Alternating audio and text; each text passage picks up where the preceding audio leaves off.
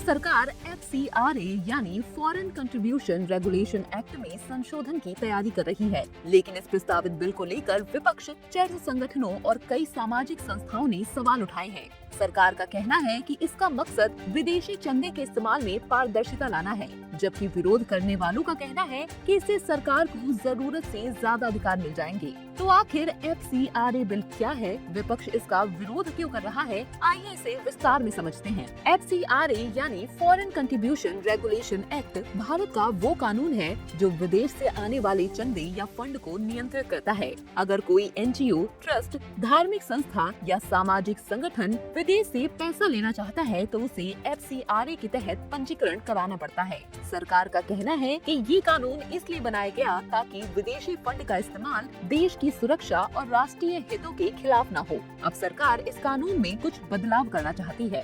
सबसे ज्यादा विवाद सेक्शन 16A को लेकर है। प्रस्ताव के मुताबिक अगर किसी संस्था का FCRA लाइसेंस खत्म हो जाता है, रद्द हो जाता है या उसका नवीनीकरण नहीं होता तो विदेशी फंड से खरीदी गई उसकी संपत्ति अस्थायी रूप से सरकार द्वारा तय किए गए प्राधिकरण के नियंत्रण में चली जाएगी। अगर बाद में संस्था को दोबारा FCRA पंजीकरण मिल जाता है तो उसकी संपत्ति वापस कर दी जाएगी, लेकिन अगर पंजीकरण नहीं मिलता तो सरकार उस संपत्ति को किसी अन्य सरकारी संस्था या संगठन को सौंप सकती है। यही से विपक्ष का विरोध शुरू होता है। विपक्षी दलों, चर्च संगठनों और कई नागरिक संगठनों का कहना है कि इस प्रावधान से सरकार को धार्मिक संस्थाओं, स्कूलों, अस्पतालों और सामाजिक संगठनों की संपत्तियों पर नियंत्रण का अधिकार मिल सकता है। उनका कहना है कि इससे संस्थाओं की स्वतंत्रता प्रभावित हो सकती है। हालांकि सरकार का कहना है कि ये किसी की संपत्ति छीनने का कानून नहीं है, बल्कि विदेशी चंदे से बनी संपत्तियों के प्रबंधन को स्पष्ट करने की व्यवस्था है। इस मामले पर सत्ता पक्ष और विपक्ष के कई नेताओं के बयान सामने आए हैं। मुझे लगता है कि इस बिल के द्वारा देश की उन्नति में कहीं न कहीं थोड़ी बाधा है। सरकार ऐसा समझ रही है कि सरकार के खिलाफ जो आंदोलन चल रहा है या अभी बहुजन जनता पार्टी का जो आंदोलन था, इसके ऊपर रोक लग जाएगी तो ये सरकार की गलत है। विदेशी फंडों के द्वारा देश का आंदोलन नहीं चलता है। देखिए, FCRA बिल इसलिए महत्वपूर्ण है कि देश में जो विदेशों से पैसे आते हैं वो पैसे किस काम में खर्च होते हैं, उस पैसे का सदुपयोग होता है या नहीं होता है, ये किसी भी सरकार को जानने का हक है। और उस दृष्टि से यदि सरकार FCRA बिल ला रही है तो विपक्षी दलों को इसमें एतराज क्यों है? क्या इसलिए कि उनमें से किसी के पास विदेशी फंडिंग आती है और उसका हिसाब दिया जाएगा? ट्रंप ने कहा है FCRA बिल जो भारत की गवर्नमेंट लेके आ रही है वो क्रिश्चियनिटी के साथ धोखा है और इसको रिलीजियस से जोड़कर ट्रंप ने बताया है कि इससे क्रिश्चियनिटी को बहुत बड़ा धक्का लगेगा। भारत में ऐसा कुछ नहीं हो रहा है कि क्रिश्चियनिटी को धक्का देंगे या कोई अल्प मजहब के साथ काम नहीं हो रहा है। FCRA बिल लेके आ रहे हैं क्योंकि इसमें ट्रांसपेरेंसी होगी कि फंड किधर से आ रहा है, किधर जाएगा, कहाँ इस्तेमाल होगा, सिर्फ एक ट्रांसपेरेंसी के रूप में, ना कि ये ऐसा पैसा बाहर से आके कोई टेररिज्म की फंडिंग हो रही है या फिर कोई और प्रोटेस्ट के लिए इस्तेमाल हो रहा है पैसा। देखिए, जब भी सरकार कुछ कानून और नियम जब बनाती है तो उसके पीछे उसका एक बड़ा उद्देश्य होता है, राष्ट्रीय स्तर का उद्देश्य होता है। उसको राष्ट्र को क्या फायदा होगा, व्यक्तिगत फायदे के लिए कोई कानून बनता नहीं है, देश के हित के लिए बनता है। उसमें देश के हित की बात होगी, इसलिए कानून लाने की बात आई होगी और कानून आएगा तो निश्चित रूप से फायदा होगा उसका। बता दें कि इस बिल को लेकर अमेरिका के कुछ मानवाधिकार और धार्मिक स्वतंत्रता से जुड़े संगठनों ने चिंता जताई है। उनका कहना है कि इस तरह के नियमों से नागरिक संगठनों और धार्मिक संस्थाओं के कामकाज पर असर पड़ सकता है। संसद के मानसून सत्र के दौरान सत्ता और विपक्ष के बीच गतिरोध जारी है। इस गतिरोध के बीच संसदीय कार्य मंत्री किरेन रिजिजू ने राहुल गांधी से फोन पर बात की। इसके बारे में किरेन रिजिजू ने जानकारी दी। सूत्रों के अनुसार दोनों नेताओं के बीच परिसीमन और महिला आरक्षण विधेयक को लेकर चर्चा हुई और विपक्ष से समर्थन देने की मांग की। बताया जा रहा है कि इस पर रिजिजू ने कहा कि महिला आरक्षण लागू नहीं होने से महिला समाज में नाराजगी बढ़ेगी। रिजिजू ने कहा कि परिसीमन पर समर्थन मिलने से महिला आरक्षण विधेयक लागू करने में मदद मिलेगी। राहुल गांधी जी से मेरा अच्छा बात हुआ और एक विषय हमने रिक्वेस्ट किया है और बाकी विषय में भी बात किया है। हम तो चाहते हैं कि कांग्रेस और बाकी ऑपोजिशन पार्टी से हम लगातार बातचीत करते रहे और तालमेल करके काम करें। हम एक दूसरे के विरोधी हैं, दुश्मन तो नहीं है ना, तो देश हित में हम सब मिलकर काम करें। हालांकि राहुल गांधी ने बातचीत से पहले एक पोस्ट किया है जिसमें उन्होंने सरकार पर गंभीर आरोप लगाए हैं और कहा कि मोदी सरकार की नीति ही युवाओं की आवाज दबाना। जिस प्रकार से राहुल गांधी सरकार पर हमलावर है, ऐसे में क्या विपक्ष सरकार को परिसीमन और महिला आरक्षण विधेयक पर समर्थन देने को तैयार होगा? खैर, इस गतिरोध के बीच जानते हैं कि ये बिल है क्या। परिसीमन का मतलब लोकसभा और विधानसभा सीटों की संख्या और सीमा तय करना है। 1976 से सीटों के बंटवारे पर रोक लगी हुई है, जिसे 2001 और फिर 2026 तक बढ़ाया गया। 2026 के बाद नई जनगणना के आधार पर परिसीमन का रास्ता खुल सकता है। कई राज्यों को डर है कि जनसंख्या नियंत्रण में सफलता के बावजूद उनकी लोकसभा की सीटें कम हो सकती हैं, जबकि अन्य राज्यों में बढ़ सकती हैं। परिसीमन से महिला आरक्षण कानून का क्या संबंध है, जिसको लेकर चर्चा हो रही है। 2023 में संसद ने नारी शक्ति वंदन अधिनियम यानी महिला आरक्षण कानून पास किया। इसके तहत लोकसभा और विधानसभा में 33% सीटें महिलाओं के लिए आरक्षित होने की बात कही गई। लेकिन कानून में साफ लिखा है कि इसे लागू करने से पहले नई जनगणना और उसके बाद परिसीमन होना जरूरी है।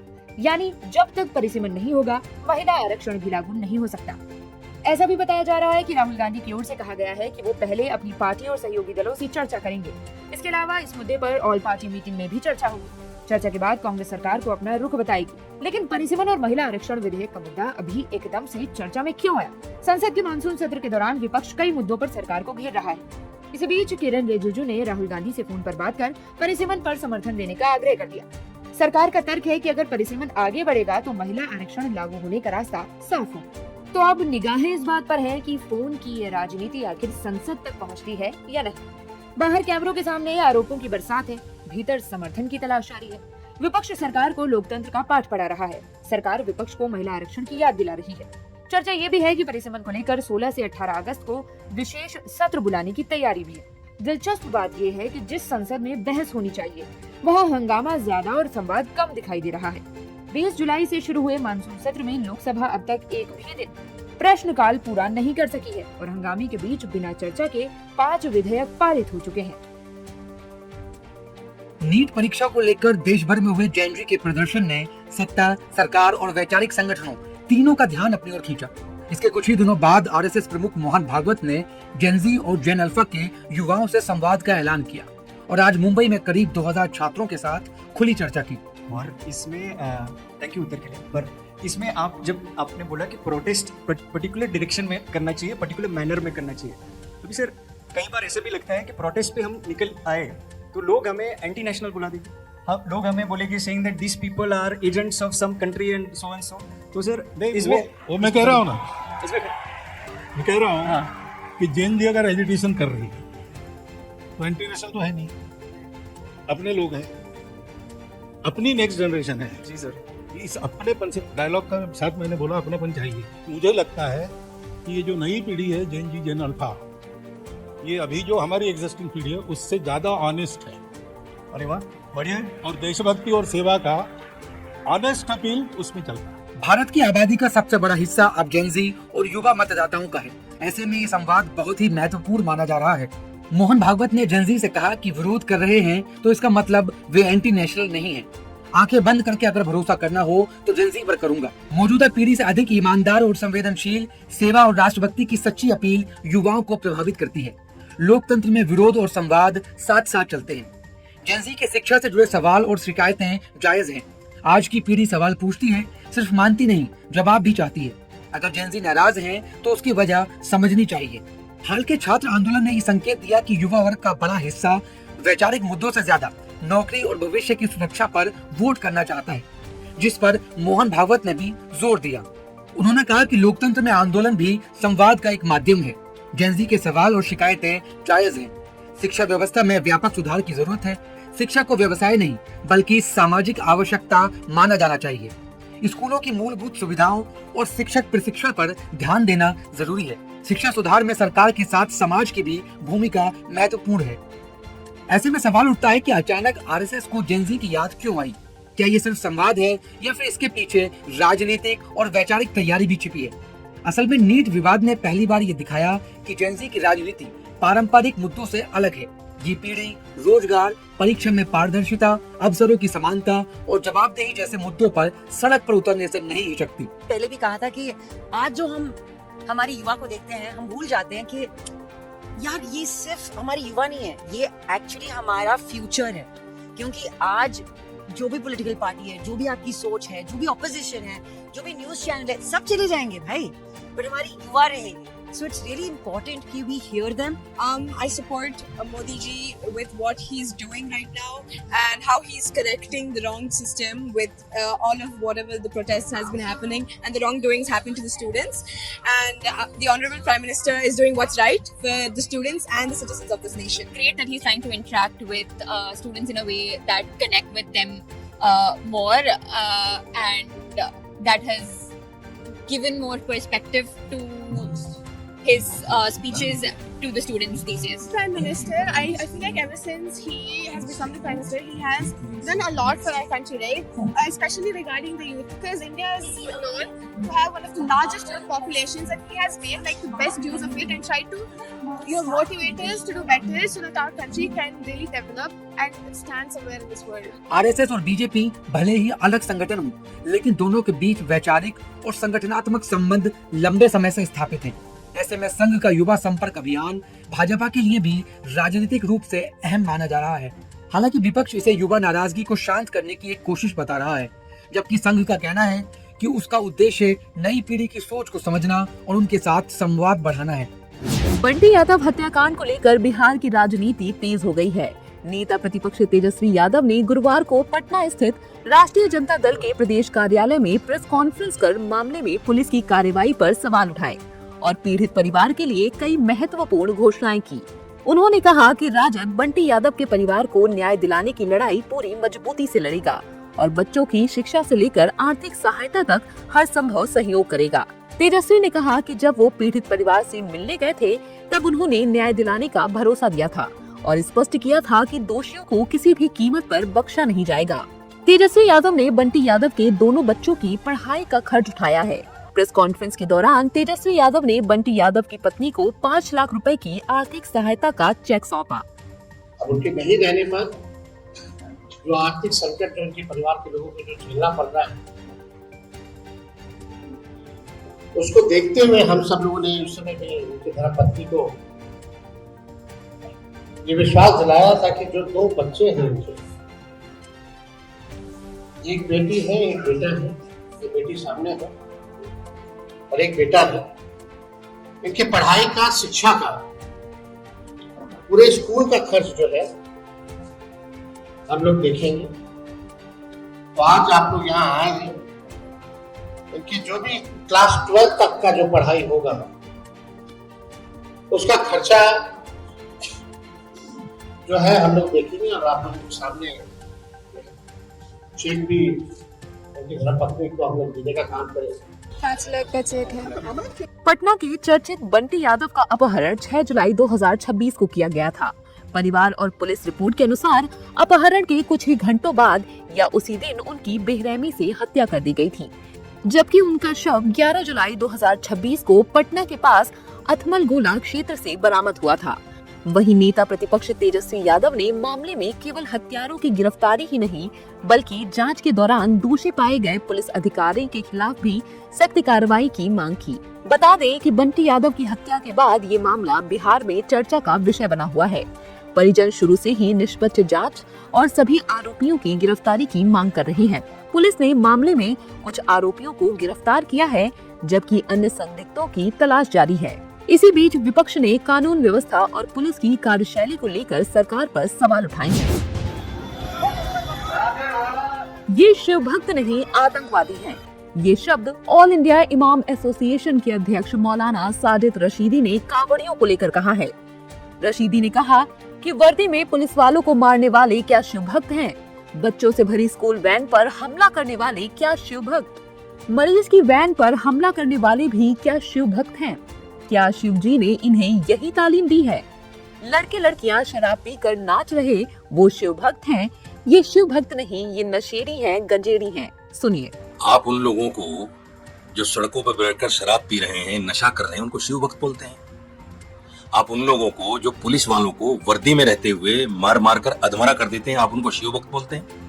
आप उन लोगों को जिन्होंने स्कूल वैन पर बच्चे जिसमें बैठे हुए थे उसके शीशे तोड़ दिए, कई बच्चों को इंजर्ड कर दिया, आप उनको शिव भक्त कहते हैं। आप उन लोगों को जिन्होंने एक मरीज की वैन तक नहीं छोड़ी और एक मरीज को परेशानी की हालत में, बीमारी की हालत में उससे कह रहे हैं जय श्री राम के नारे लगाओ। ये शिव भक्त है? ये शिव भक्त नहीं है, ये तो आतंकवादी हैं। राम जी की मूर्ति को एक कांवड़िया नशे वाली सिगरेट पिला रहा है। कुछ लोगों ने उसको मना भी किया उसी वीडियो में, ये क्या कर रहे हो? कि नहीं, जो कुछ हम पिएंगे वो इनको पिलाएंगे। ऐसे लोग क्या कांवड़िए हो सकते हैं? ये नशेड़ी हैं, ये आतंकवादी हैं, अताताई हैं, इनको जो भी कहिए वो है। मौलाना रशीदी के इस बयान पर बीजेपी विधायक नंदकिशोर गुर्जर ने मौलाना के खिलाफ एफआईआर करने की तहरीर दी है और मौलाना रशीदी पर जमकर हमला बोला है। सुनिए।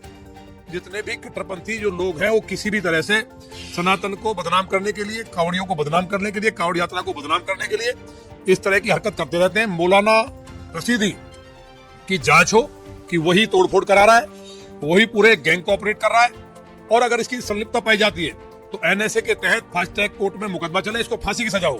कांवड़ियों का अपमान, देवादिदेव महादेव के भक्तों का अपमान है, इसको कोई बर्दाश्त नहीं करेगा, ये जघन्यतम अपराध है।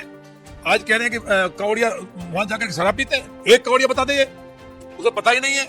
इतना बड़ा जो ये व्यक्ति है, तो देखने में इस तरह का लगता है कि पक्का देहाती सुअर लगता है। इस तरह की नीच हरकत करने के बाद मुझे लगता है कि वो हिंदुस्तान में रहने लायक नहीं बचा है। देश धर्म के आधार पर बटाएं, और ऐसे व्यक्तियों के लिए ही पाकिस्तान बना था। तो इसको मुझे उम्मीद है कि कार्रवाई होगी, इस पर एफआईआर भी हम कराएंगे। मैंने मुख्यमंत्री जी से भी निवेदन है कि इस पर कठोर कार्रवाई हो। कांवड़िया कोई शराब नहीं पीता है, मैं खुद कांवड़ लेके आऊँ। मौलाना साजिद रशीदी के इस बयान पर राजनीति गर्मा गई है। पक्ष विपक्ष के तमाम नेता इस बयान की निंदा कर रहे हैं। सुनिए। तो मुफ्त की रोजा इफ्तारी पाने वाले मौलानाओं को आज की कांवड़ यात्रा समझ में नहीं आती, क्योंकि उनको लगता है कि उनका दिन तो चला गया। आज मुफ्त की रोजा मुफ्त की बिरयानी नहीं मिल रही, मुफ्त की इफ्तारी नहीं मिल रही, तो तकलीफ होना वाजिब है। लेकिन अगर इस प्रकार का बयान देते हैं जो समाज में विद्वेष पैदा करेगा, तो मुझे पूरा विश्वास है कि उनके विरुद्ध कानूनी कार्रवाई होगी। क्योंकि आज की तारीख में उत्तर प्रदेश दंगा मुक्त है। कोई इस प्रकार का बयान, कोई इस प्रकार की भाषा स्वीकार्य नहीं है।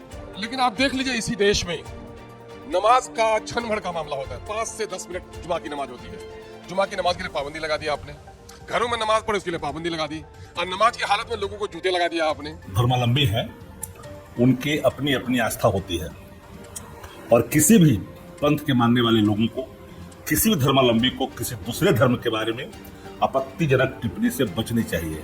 ऐसे लोग अपने धर्म के भी नहीं होते हैं, ऐसे लोग समाज में नफरत बोते हैं, ऐसे लोग समाज को बांटना चाहते हैं। ये वही लोग हैं, वही ताकतें हैं जो लोग भारतीय जनता पार्टी के टुकड़ों पर पलते हैं। मुझे लगता है कि मौलाना रिजवी जी ने इसी तरह का बयान देना ठीक नहीं है। मुझे लगता है कि सभी कांवड़िया मतलब आतंकवादी है। इसी तरह आरोप लगाना ठीक नहीं, कहता क्रिमिनल हो सकता है। मतलब जो कांवड़िया होते हैं हर धर्म में, इसी तरह के हिंदू हो, मुस्लिम हो, सिख हो, ईसाई हो, सभी धर्म में लोग मतलब आतंकवादी नहीं लेकिन क्रिमिनल होते हैं। लेकिन इसका मतलब ये नहीं कि हर कांवड़िया मतलब आतंक है, ये स्टेटमेंट गलत है, और ऐसा स्टेटमेंट किसी ने नहीं करना चाहिए। ऐसे लोगों पर कार्रवाई होनी चाहिए। कांवर उठाना, कांवर लेकर के चलना महान आस्था का विषय है, और आस्था पर कोई भी अगर कुठाराघात करता है तो उसे समाज बर्दाश्त नहीं करेगा। उसकी गलत बयानी है। जो भी कांवर के बारे में अगर गलत कहता है तो हमें लगता है कि आस्था पर एक बहुत बड़ा कुठाराघात करता है, और कुठाराघात किसी भी स्तर पर सनातनी समाज को, हिंदू समाज को बर्दाश्त नहीं है। इस बयान की मैं निंदा करता हूँ, और किसी के भी आस्था के कार्यक्रमों पर किसी भी पक्ष के धर्म गुरुओं द्वारा ऐसे बयान नहीं दिया जाना चाहिए। मौलाना साजिद रशीदी इस तरह के बयानों की वजह से सुर्खियों में रहते हैं, और फिलहाल मौलाना रशीदी के इस बयान के बाद अब विवाद गरमाने के पूरे आसार नजर आ रहे हैं। आपको ये भी बताएं कि कांवड़ यात्रा की शुरुआत 30 जुलाई को सावन के पवित्र महीने के पहले दिन शुरू हुई थी, और 11 अगस्त को सावन शिवरात्रि पर जल अभिषेक के साथ समाप्त होगी। देश दुनिया की सभी खबरें देखने के लिए जुड़े रहिए आचरण न्यूज से। आचरण न्यूज, हर कदम आपके साथ।